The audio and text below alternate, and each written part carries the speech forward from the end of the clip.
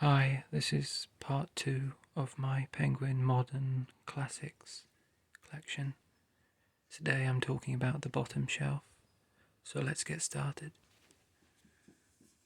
First,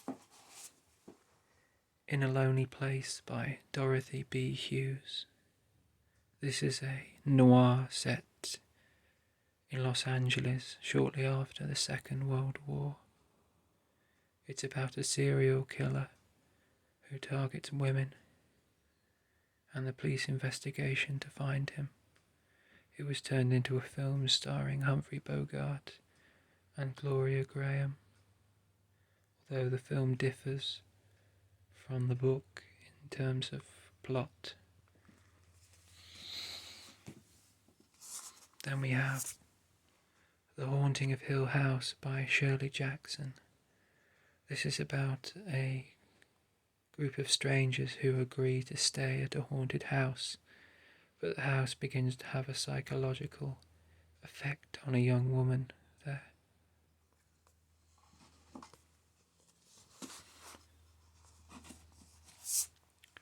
Then we have We Have Always Lived in the Castle, which is about two sisters, Mary Cat and Constance, and their uncle, who live in a big old house. They're hated by the local townspeople for something that happened years before, and they live in isolation.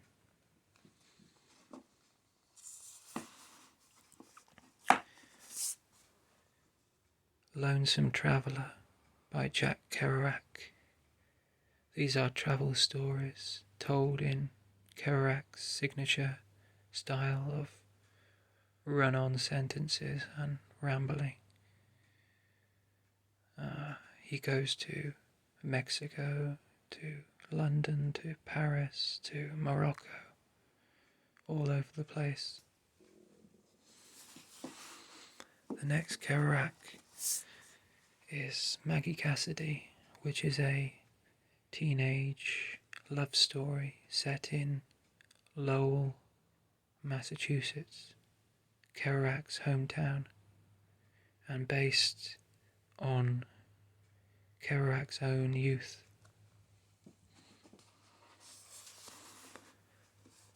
Then we have The Dharma Bums, which is about the beatnik scene in San Francisco, and it's also about poetry and Buddhism and hiking. A lot of the book is about mountain hiking.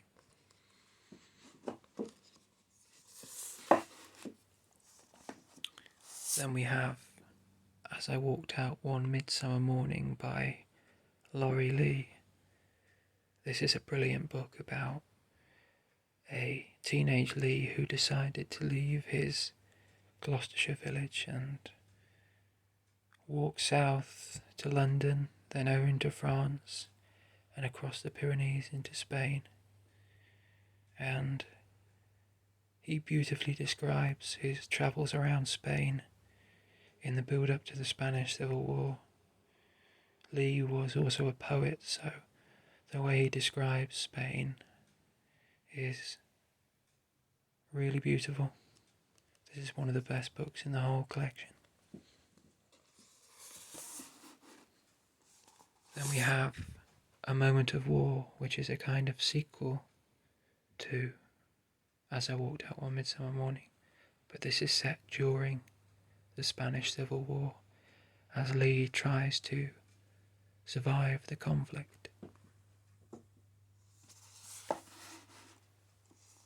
Then we have I Can't Stay Long, a collection of short travel stories from around the world, travels that Lee took over the decades of his life. And there is Lee in his home village of Slad, Gloucestershire.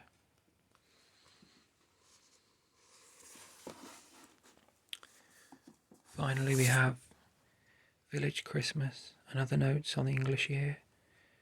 So a lot of this is about Lee's childhood in Slad.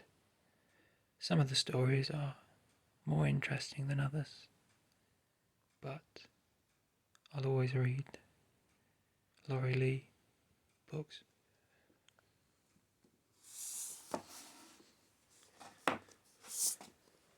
Then we have The Sweet Science by A.J. Liebling.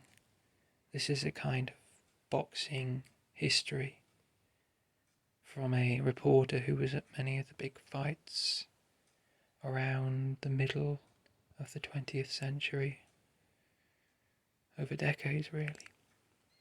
And what I like about this book is it's not just about the fights themselves, but the build-up, where A.J. Liebling went to restaurants in New York and talked to people about the upcoming fights. So you get a real sense of the atmosphere, both inside Madison Square Garden and in New York more broadly.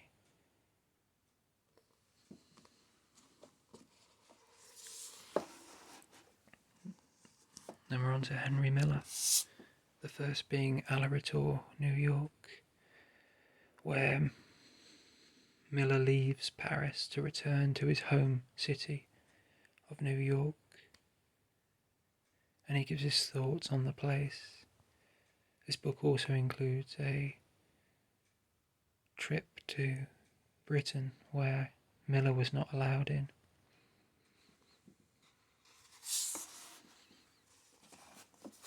Then we have The Colossus of Marusi, which is about Miller's travels in Greece. I believe this was a time in life where Miller was particularly happy, and he's very positive about Greece and its people.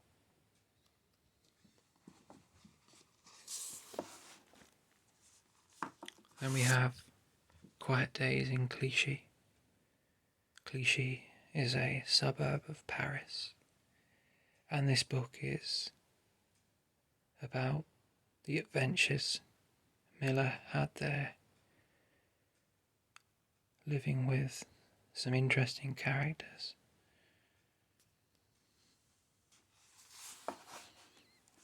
Then we have Tropic of Cancer, which is a far more famous book than Quiet Days in Clichy, but similar in the content. It's also 1920s Paris. This was a very controversial book. Nothing quite this graphic and dirty and maybe honest had been written before Tropic of Cancer. So it was controversial, but it's a great read. As I say, it's dirty, it's full of crazy adventures, crazy people. It's quite unique.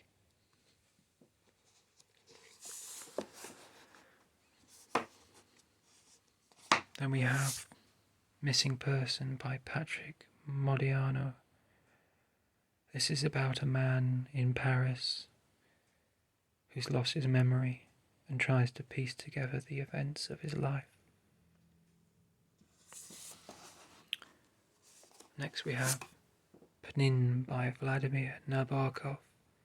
This is about a Russian professor at an American university who gets himself into sticky situations due to his social awkwardness and the language barrier.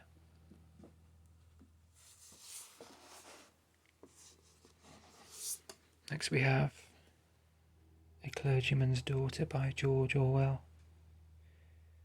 This is about a daughter who lives a hard life in provincial England because her father doesn't do his job properly, so she has to do it for him. Then suddenly she wakes up in London with no memory of how she got there, no memory at all, and has to try to survive despite having no money. Eventually she has a choice whether she wants to go back to her old hard life or embark on a new one.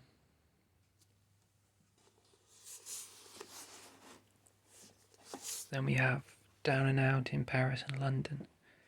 This is about Orwell's time working in the kitchen of Parisian hotels and restaurants in really bad conditions, working really long days and then going back to terrible accommodation and living with some very strange characters. It's also about Orwell's time with the tramps or homeless people in London, staying in different places each night. It's a very, very good read. Then we have Nausea by Jean-Paul Sartre. This is a classic of existentialism about a man who struggles with the very idea of existing. It makes him feel physically sick.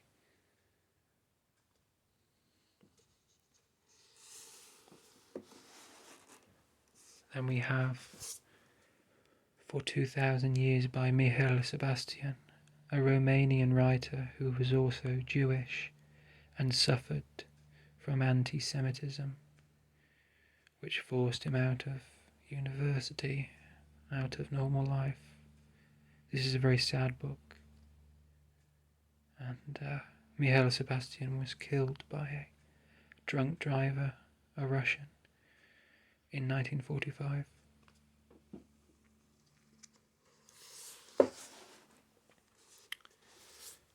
Then we have Last Exit to Brooklyn by Hubert Selby Jr. These are a series of stories that are somewhat interconnected about people in New York with mental health problems, and it's written in quite a innovative style.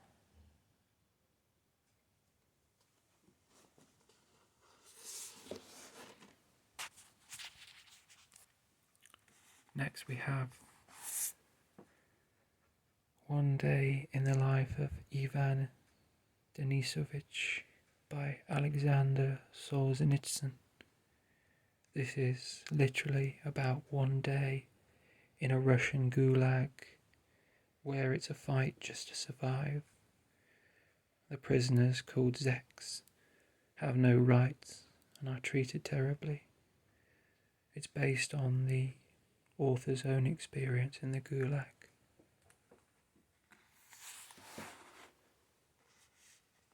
Next we have Day of the Oprischnik by Vladimir Sorokin.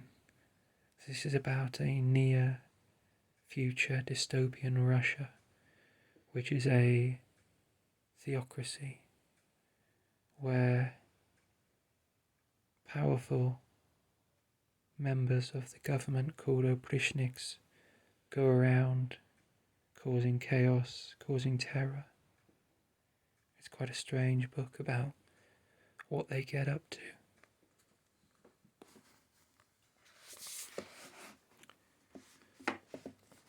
Next we have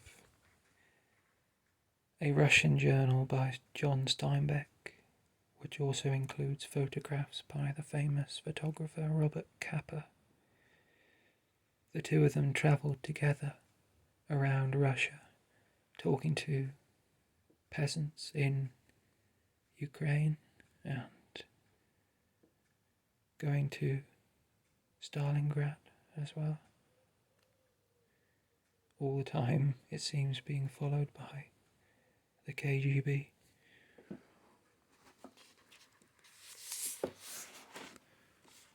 Next we have The Moon is Down by John Steinbeck, which is about an unnamed country, which seems Scandinavian, that gets occupied by, well, the Nazis, and the townspeople fight back against the occupation. It's Second World War propaganda, really.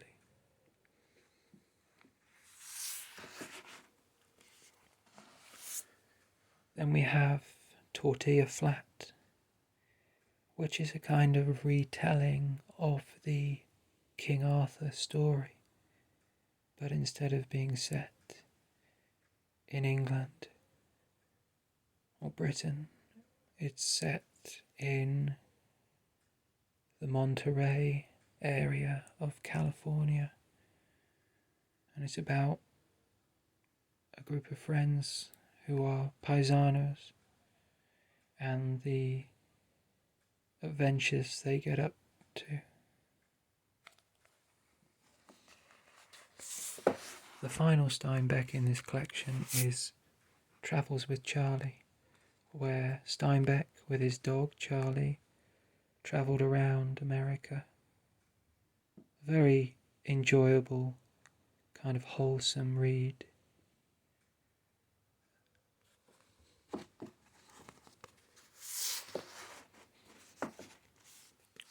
Then we have Hell's Angels by Hunter S. Thompson.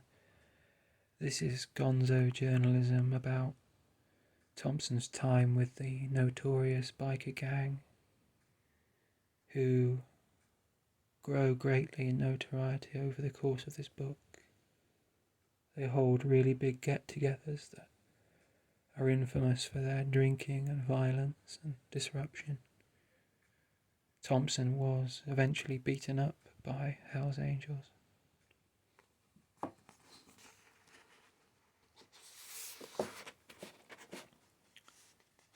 Then we have Cat's Cradle by Kurt Vonnegut. This is a kind of apocalyptic story about a chemical element that causes the world to freeze. But the book is quite comedic. It's short and fun, and even though the subject matter is the end of the world. Now we're on to Evelyn Waugh. Firstly, A Handful of Dust. This is about Tony and Brenda Last and their son. They are a wealthy couple in a big old country house, but the couple are drifting apart. They want different things out of life. This is a very bitter book based on Waugh's own marriage and divorce, but it's very, very good.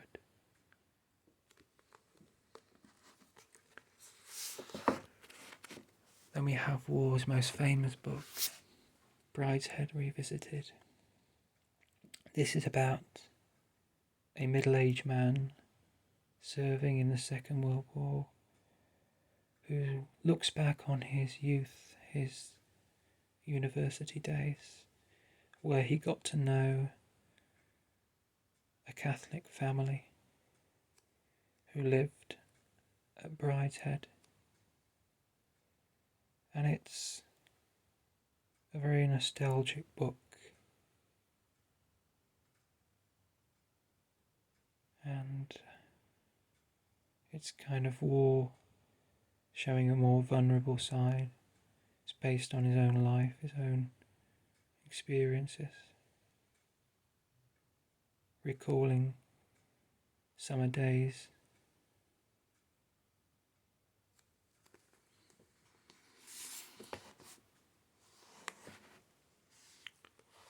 Then we have Decline and Fall, which was Waugh's first published novel. This is about a young man who becomes a school teacher at a private school in Wales. This is a comedy really, because the school is very badly run. The other teachers are strange. And it's just a good, fun read.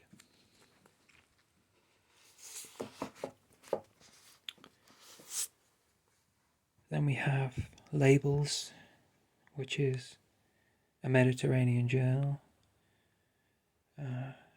called Labels because Waugh felt that everywhere in the Mediterranean had already been described, already labelled.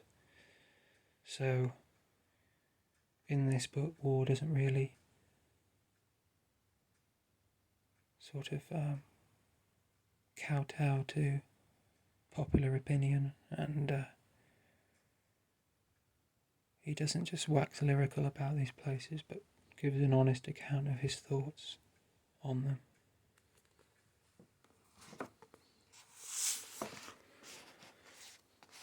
Then we have The Loved One, which is kind of a black comedy about the funeral business in Hollywood, and it's a satire really like a lot of war.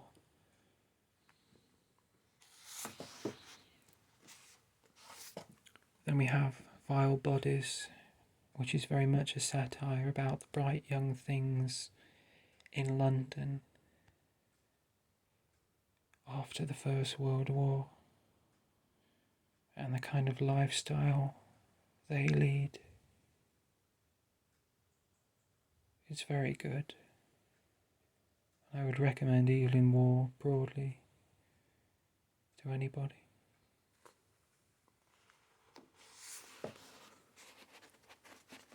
Now we have The Chrysalids by John Wyndham.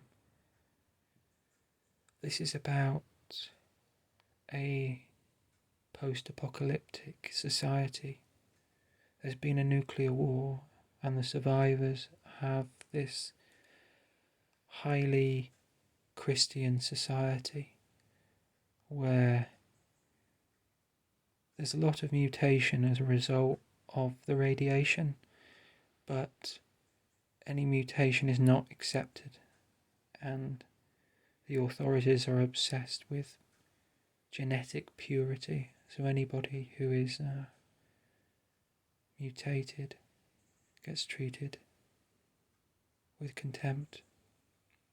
They get outcast. And this is about a group of friends who realise they are mutants and then have to try to survive in this fanatical society.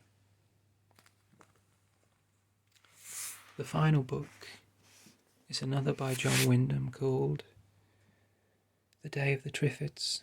This is also apocalyptic. It's about these genetically engineered plants who can move and attack humans and eat them. They're carnivorous. This is a very fun read as the human population is getting wiped out. You have a few survivors trying to band together to form little colonies and strongholds against the hordes of plants. It may sound a bit ridiculous, but it's very well written.